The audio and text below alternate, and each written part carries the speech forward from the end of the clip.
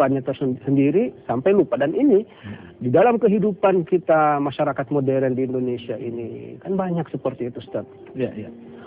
Orang tua berkomunikasi dengan anak sudah tidak ada lagi karena dari subuh sudah harus keluar, pulang juga sudah tengah malam ketika anak sudah tertidur. Masya Allah. Sehingga tidak pernah ada komunikasi silaturahim, tidak pernah ada curahan kasih sayang yang sesungguhnya yang bisa anak rasakan. Dan tentu ini yang kita tidak kehendaki.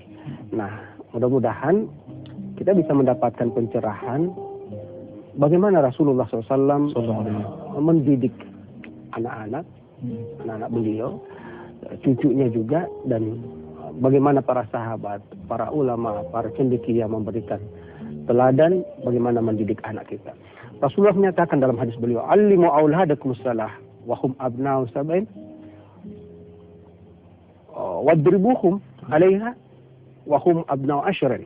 Ini salah satu hadis diriwayatkan oleh Ahmad, bahwa didiklah anakmu untuk salat.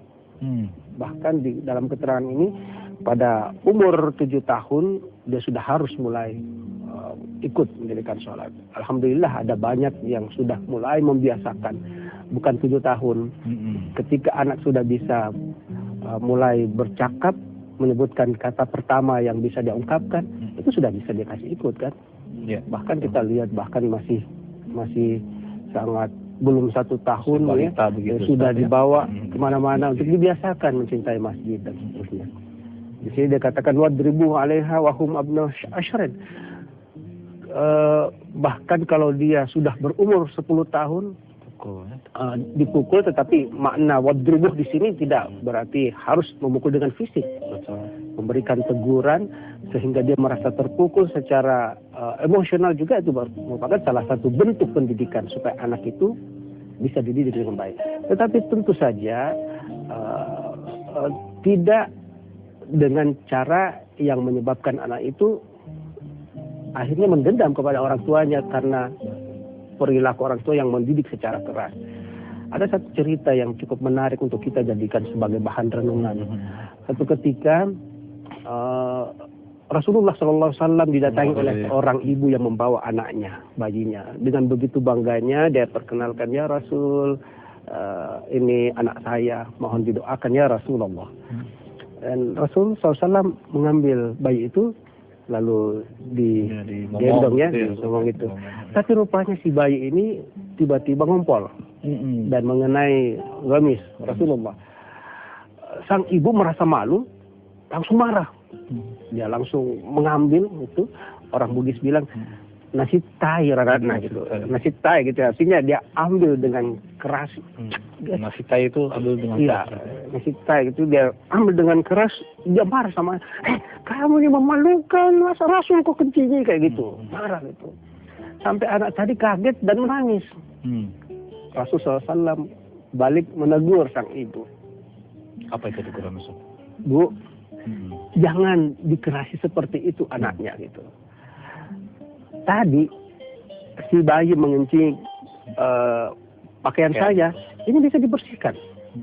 Tetapi ketika ibu marah pada saat itu karena dia terkejut, ada sistem saraf yang terganggu. Masya Allah. Siapa yang bisa mengembalikan itu? Nah, perhatikan nih buat ibu-ibu terutama ya, pemirsa jadi komunikasi yang baik, komunikasi dalam mendidik anak. Ada satu hal yang barangkali bisa menjadi renungan kita untuk belajar tentang hal ini.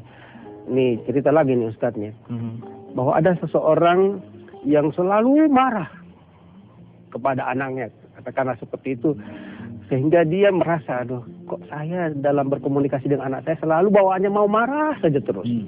Sehingga dia mengatakan, saya ini harus pergi ke seorang psikolog ini, atau paling tidak ke ustadz untuk bertanya bagaimana menghilangkan amarah tadi itu. Perilaku saya selalu mau marah saja. Terus datanglah dia. Ini ustadz ini kasih tahu, kalau mau terapi supaya tidak marah, begini, setiap kali mau marah, ambil paku, ambil palu, kamu pasang paku itu di papan. Jadi itu di antara solusi. Iya, setiap kali marah. Jadi dia lakukan itu terapinya. marah pada hari itu. Aduh, habis marah lagi nih ambil paku, dipasang gitu. Besoknya marah lagi, Ambil gitu. paku lagi, Ustaz. Pasang lagi gitu. Sampai akhirnya dia lihat setelah beberapa hari berjalan, Masya Allah, ini papan sudah penuh ini dengan paku ini. Begitu seringnya saya marah.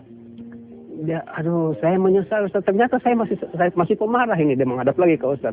Ustaznya bilang begini, makanya coba kamu jadikan ini sebagai pembelajaran. Kalau kamu menyesal, maka setiap kamu bisa mengendalikan amarahmu, kamu boleh mencabut paku itu satu persatu.